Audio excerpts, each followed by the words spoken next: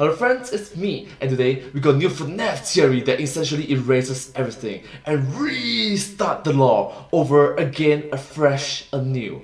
Or at the very least, building something new upon 8 years of lore. Are you ready? I am. Let's go. Bless you. You're right. Testing. 1, 2, 3. Oh boy, you're not gonna like this one, but I think we're right. Uh-oh. Hello, Internet! Welcome to Game Theory, the Hello Internet, welcome to Game Theory! Hi.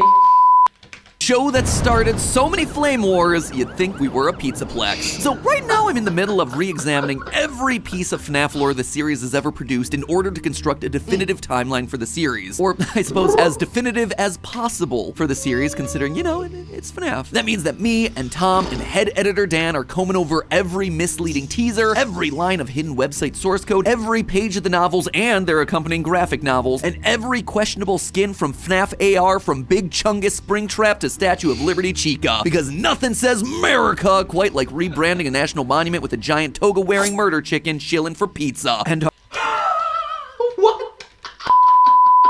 our forefathers wept. Anyway, since this is an absolutely massive quest, we've broken the timeline down into 3 core chunks. Foundations of Freddy's, the Afton era, and post-Purple Guy. Basically everything that happens post-Springtrap getting torched in FNAF 6. And while that timeline theory is still in the works, we've already made some discoveries. Some big, and some small. And it's one of the bigger ones that brings us here today. You see, as we were rewatching all the cutscenes from FNAF 6, we heard this line from the completion ending of the game. Thank you for your participation. There is no need for you to return to work next week, as Fazbear Entertainment is no longer a corporate entity. Oh sure, everyone It's no longer a corporate entity. Why? remembers the whole "don't keep the devil waiting" bit during that ending, but all of us tend to forget what comes after the fire. An acknowledgement that Fazbear Entertainment is no longer a corporate entity. When Henry dies in that fire, the game makes it clear that the company dies with him. But that doesn't make any sense knowing what we know now. In FNAF VR, AR, and Security Breach, Fazbear Entertainment is alive and still very much running. In fact, How did the company survive?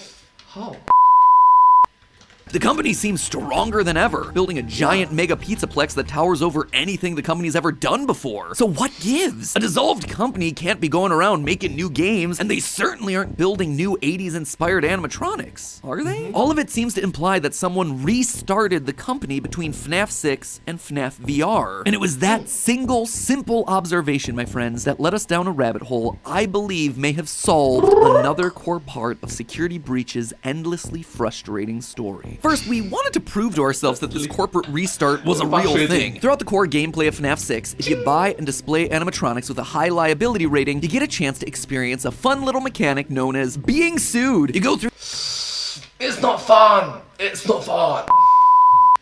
these lawsuits and decide whether to pay a lawyer to fight for you or just pay the listed amount to settle the case. It's a fun, quirky gameplay mechanic that fits with the humor of the franchise. However, there's a detail within these lawsuits that's important. If you take a look at the names at the top of each lawsuit, you'll see that the defendant is listed as Fazbear Entertainment, Inc. Those last 3 letters are important. That INC there means that Fazbear is an incorporated company. It means that Fazbear Entertainment has shareholders, people that own stocks within the company. There are also 2 different types of corporations, S-Corps, which tend to be smaller, and C-Corps, which tend to be bigger. Trust me, you don't really want to know any of that, nor do you need to know any of it for this theory. I just bring Yep, I'm gonna trust you, my pet. I'm gonna trust you.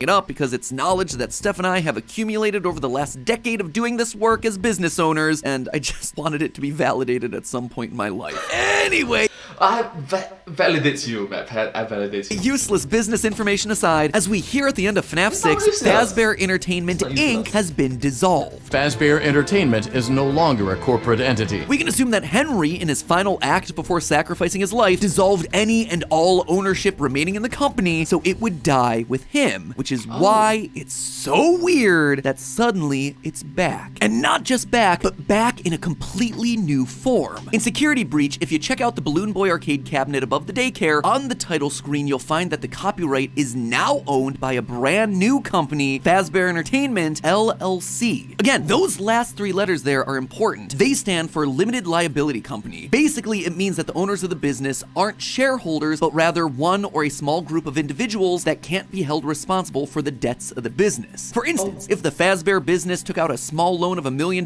but couldn't pay it back, the banks couldn't then approach Henry or William's personal money demanding repayment. LLC members also aren't usually responsible for the co-owner's negligence or wrongdoing, which again, knowing the history of this company is probably gonna be a better business arrangement.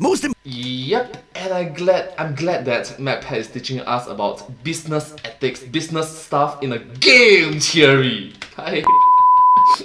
Importantly of all though, LLCs tend to be smaller, held by one or a few individuals rather than a collection of shareholders. And this actually explains a lot. If you go for the Afton ending of Security Breach, you go down the elevator only to discover the FNAF 6 pizzeria underneath the whole thing. Try explaining that decision to your shareholders. We're just gonna build our new mall on top of that old burnt down pizzeria. That'll rake in the big bucks. How about the fact that we get messages on the Fazwatch from building contractors concerned about building a giant mall over the equivalent of a sinkhole? Again, this doesn't feel like something you'd be able to do if the company had shareholders, but if the business is owned by a single individual, they could essentially do whatever they wanted. They don't have to answer to anyone. In short, So who is the single individual that we are talking about?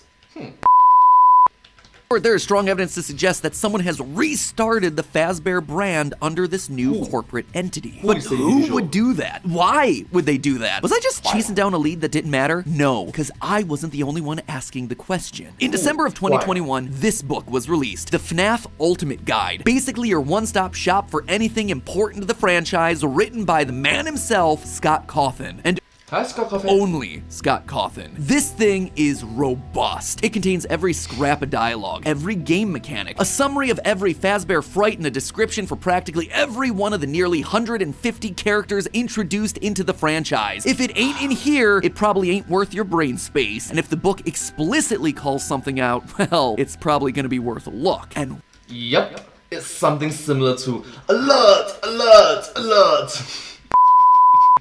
I'm sorry. wouldn't you know it, but in the FNAF AR description of the glitch trap virus, we get this quote. The cease work order from the Fazbear Entertainment Office of Legal Affairs seems to indicate that the company at some point becomes aware of the problem and tries to stop it. That leaves one question. Just who is running the company? And Wait, why did the book specifically point out that?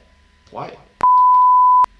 it was here that I knew that I was onto something. The fact that the Ultimate Guide felt the need to point it out made me realize that this is absolutely something that we need to be solving. The clues are in place for us. It was now time for us to put it all back together. So let's figure out who's running the show over at the new improved Fazbear Entertainment LLC, shall we? Who is the boss then? Well, let's consider what exactly that person is doing. First and foremost, they're building a brand new location over the remains of the old FNAF 6 location. That right there is a huge red flag. Why not just bulldoze the whole thing and build a new one? Unless, of course, they know what's down there. Because remember, underneath it all lies the heart and soul of this franchise, Afton. They are choosing to build their new location on top of his literal gravesite. The head of this new Fazbear Entertainment LLC wants access to him. And as we see at the end of the game, it seems like their goal is to bring him back to his former glory. But just having access to Afton's body isn't enough. This person wants more. We know that the head of Fazbear Entertainment LLC has been actively taking an interest in Vanessa becoming head of security, despite her having no qualifications for the position. We know this based on in-game messages. Quote, interview notes. As requested, here are my notes on today's Chief Security Officer interview. While Vanessa seemed eager and bright, she doesn't appear to have any relevant background experience. I realize the recommendation came from the top, but we need someone who's run security for a facility of this scale. I do not recommend her for this position. Based on this email, Vanessa should have never gotten the position,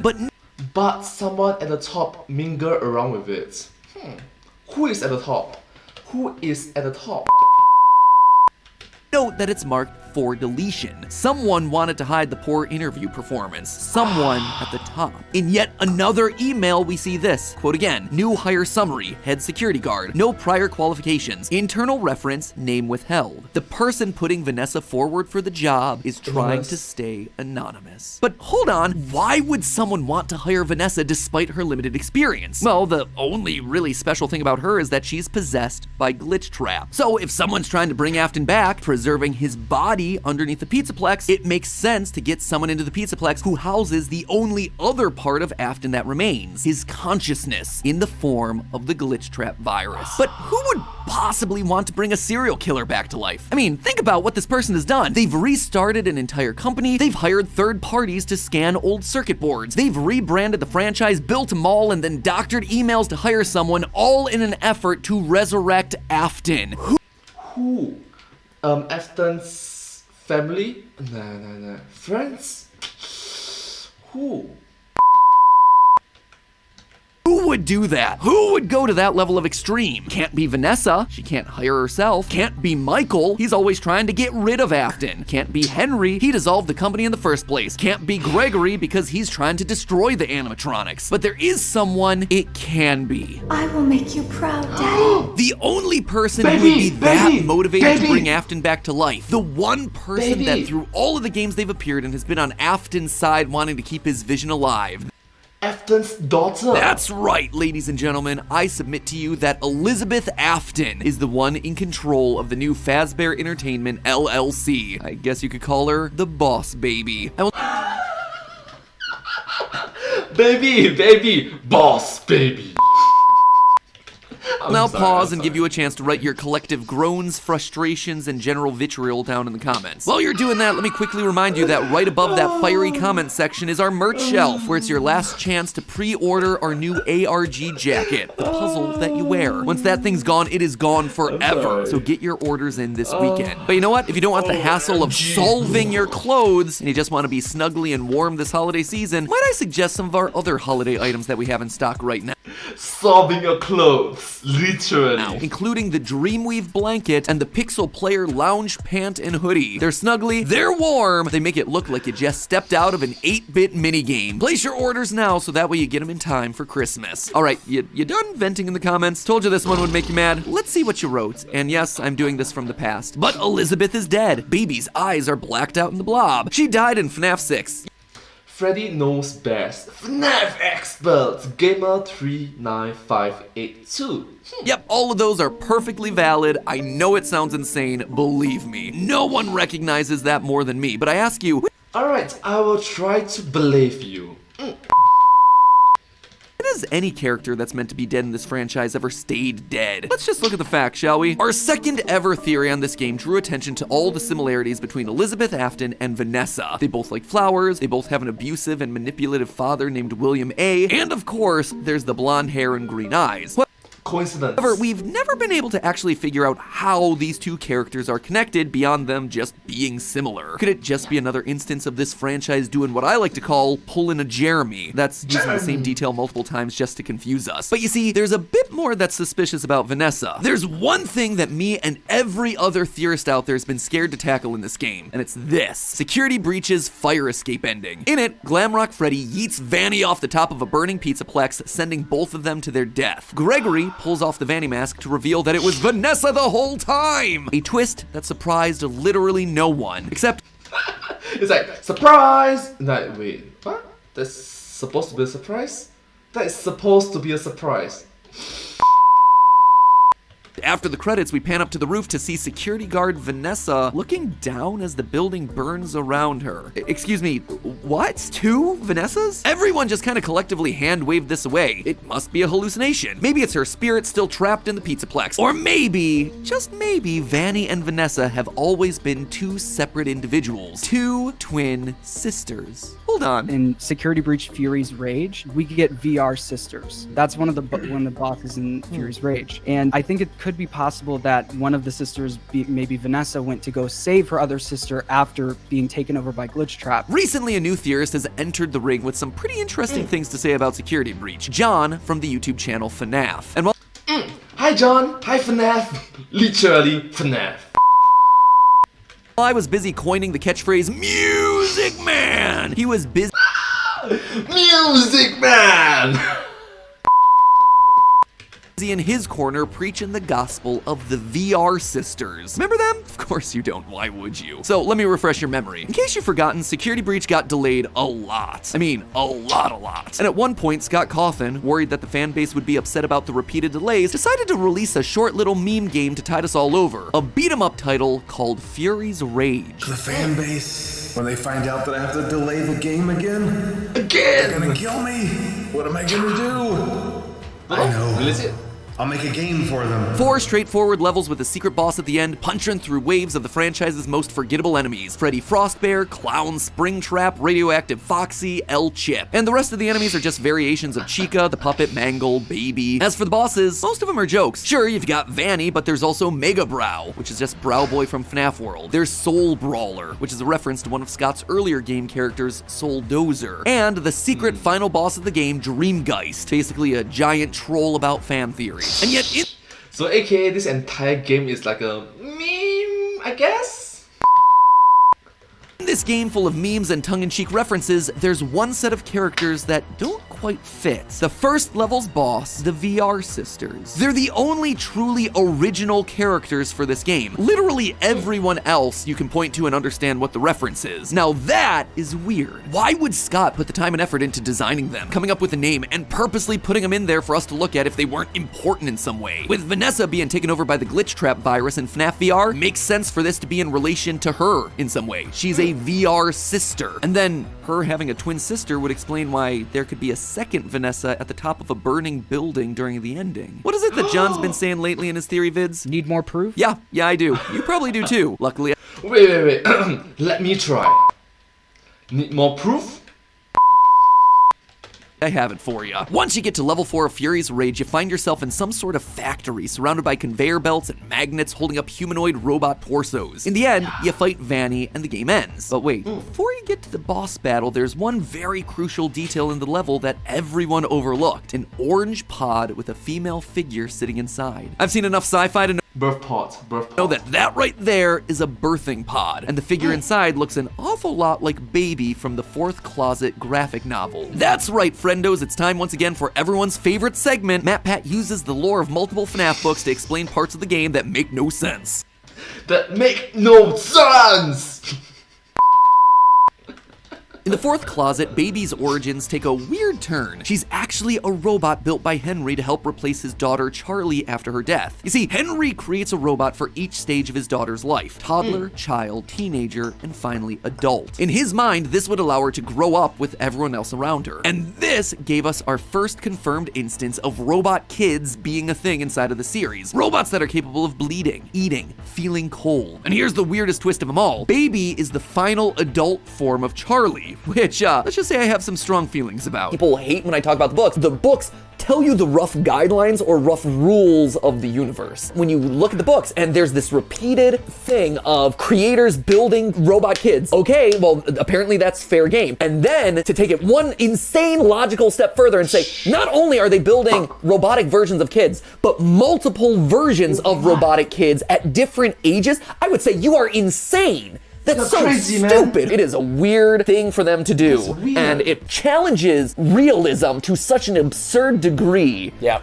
That you're like, yeah, and no one's noticing that this person that they're interacting with and that bleeds, again, because they bleed in the books, that bleeds, no one is noticing that this person doesn't age, but is still also eating in order to survive, but is also like perfectly passable as a human in every other way, shape, and form. That's crazy. And then the books layer on, and it's also Baby, who is a robot clown. And you're like, that's so stupid. I feel like no wonder people think that the theories that we produce are insane, because it is, but we're just telling you what the books say. Welcome to the books, I guess. What's Welcome to the books, I guess. also interesting is that in the books, it's clear that previous versions of the robot humans don't have to stop working or die in order for newer, more grown-up models to activate. Both teenage Charlie and adult Charlie, aka Baby, are walking around, totally sentient with their own goals and motivations. One wanting to live a normal life completely unaware that she's a robot, and the other looking to kill children in service of William Afton, bitter because she's a robot. Sounds a lot like the relationship between a certain young security guard and her twin sister Murder Rabbit. Now, while we have no evidence to really support Charlie being rebuilt in the game lore like she was in the books, it does seem like Elizabeth may have multiple sisters of herself running around. In the words of John, who first proposed this one a year ago, it could be very well possible that once Elizabeth died, William Afton not too soon after rebuilt her and built different ages of her throughout the years, just like we see in the books, in robot form. So that could be VR sisters, two different versions of the same person. You know what? I think he's right. At the time, we didn't have the evidence, but now, I think he was ahead of his time. Move over, Gregory! There's a new robot human in town, and her name is Elizabeth Afton. And Vanessa. And Vanny. And probably the head of Fazbear Entertainment LLC too. All... Yep, a lot of her. Different versions of her lah, but still her. iterations of the same person from different life stages, all Elizabeth Afton, some aware of who they really are and some not. And one of those versions is Ruined DLC Girl. In some of Security Breach's cut dialogue, there are laugh lines that are definitely feminine, but also some that clearly mix in a young girlish tone. Hear that last one? Clearly there's a childish girl laugh with a bit of a British accent mixed in there, exactly like the voice of Elizabeth from Sister Location. Sites like the Cutting Room Floor attribute these as cut Vanny lines, which makes sense considering that there aren't many human females in the game, but that laugh seems awfully young for Vanessa, or Vanny. And that's not all. Going back to Fury's Rage, notice the shoes on the VR sisters, specifically the cool purple sneakers. I could have sworn that they had matched the design of the blonde girl's light-up sneakers in the Ruined DLC poster, but upon closer inspection, yeah, it was close, but not strong enough of a match for me to call it out in a theory. Dead end, right? No. Notice the two colors on those shoes, red and purple. Very specific shades of red and purple. And what's the coloring of our two VR sisters? Red and purple. Seems that maybe, just maybe, this blonde girl is also part of the Elizabeth sisters. So that... If not, that might be some hidden connection that we are not too sure about.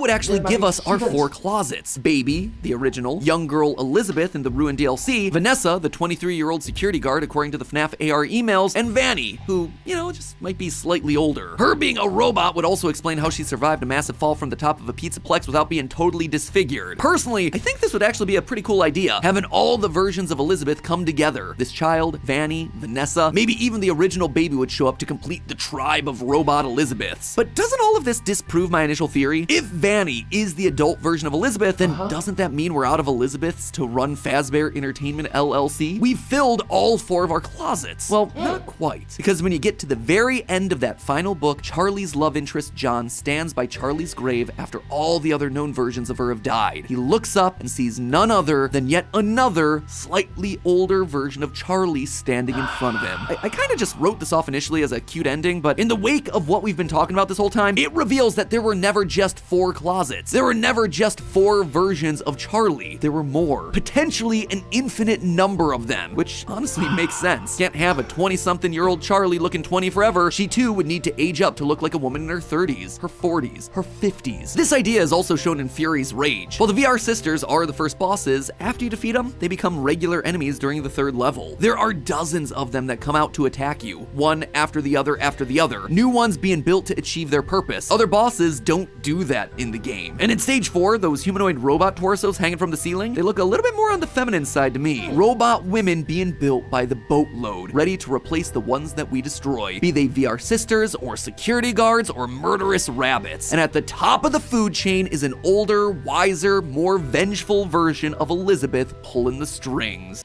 Oh, can you imagine it? The boss of it all is like a 100-year-old version of Elizabeth Afton. It's like, I am 100 years old. It's like, what? Wait, what? What? looking to bring her family of robots all back together to the same place. I suppose you could say that that makes the Pizzaplex the true sister location.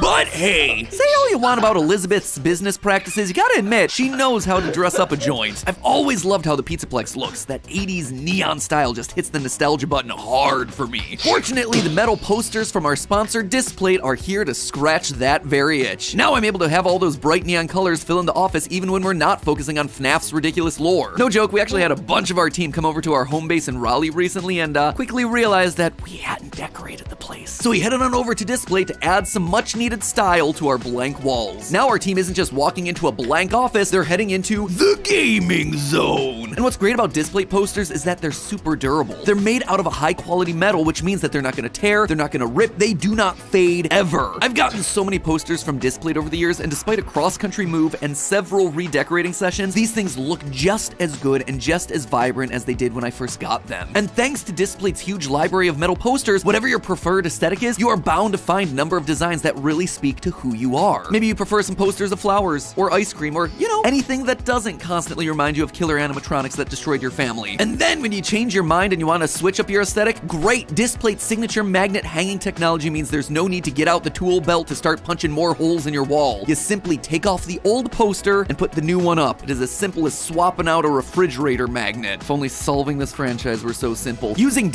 Oh! If only it was that simple. Displate posters to decorate your space is easy, it's straightforward, they look great, and it saves you so much time, so there's always room for just one more game. And I haven't even told you the best news, friends. Displate is now offering you theorists their biggest discount ever. If you want to buy 1 to 2 posters, you're about to get yourself 35% off, which is pretty darn impressive. If you get 3 to 4 posters, that's 39% off your order. Normally, that's where our deal would end, but just like with FNAF, it keeps going. Because if you're like me and you just ordered 5 or more posters, well, my friends, you are gonna get 44% off that order. That means that you're gonna have plenty of money left over in your pockets to rebuild any failing pizza chain restaurants that you want, or, you know, just afford a couple more extra presents this holiday season. Just head on down to the description and click the link there to get that special discount only available to you theorists, which will then be automatically applied to your cart at checkout. But you better be quick, it's only for a limited time, so jump on that deal like an animatronic jumping at your face. Once again, head on down to the description to get my limited time discount and start building your dream space today. And as always, my friends, remember, it's just a theory. A game theory. Thanks for watching. Well, thank you so much for watching this video. I hope you find this video very interesting to watch.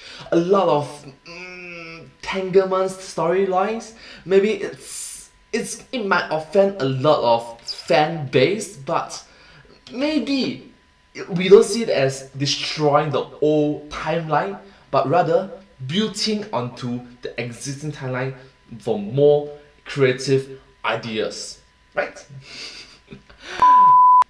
Anyways, thank you so much for watching this video. If you do like this video, please remember to like, share, and subscribe to my channel and comment down below if you have any advice. Don't forget to follow my channel. I hope to see you in my next video. But hey, that's just a theory. A game theory. Thanks for watching. Thank you.